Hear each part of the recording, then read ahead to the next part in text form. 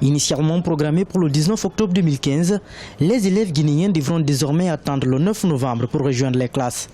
C'est le deuxième report de la rentrée scolaire au compte de l'année 2015-2016 dans le pays. La situation sociopolitique marquée par le processus électoral en cours avec l'élection présidentielle motive cette décision. Pour les parents d'élèves, le souci majeur reste la sécurité des enfants et celle-ci passe par un report. On a pris peur.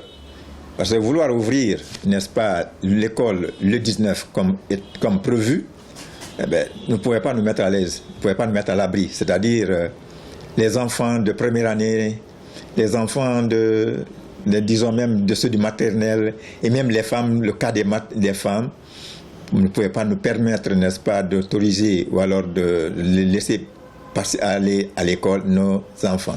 L'année dernière déjà, la crise Ebola a occasionné un important retard dans le démarrage des cours en Guinée. Plusieurs mois ont été perdus, imposant ainsi une réadaptation des enseignements au temps disponible. Selon les acteurs du système éducatif, ce nouveau report n'a pas d'impact direct sur l'enseignement normal des cours inscrits au programme dans les établissements. Le report ne peut pas jouer sur le programme national de l'éducation en République guinéenne, dans la mesure où nous avons des personnalités spécialisés dans la programmation, n'est-ce pas, du programme scolaire en République de Guinée. C'est la même chose qui nous était arrivée l'année dernière. On a commencé les cours au mois de janvier. Mais par l'efficacité et l'engagement, le sacrifice que les enseignants, l'encadrement, etc., ont donné, n'est-ce pas, on a pu épouser, les enseignants ont pu épouser le programme et le résultat vraiment a été très concluant. Ces 2 dernières années n'ont pas été sans conséquence sur l'éducation nationale en Guinée.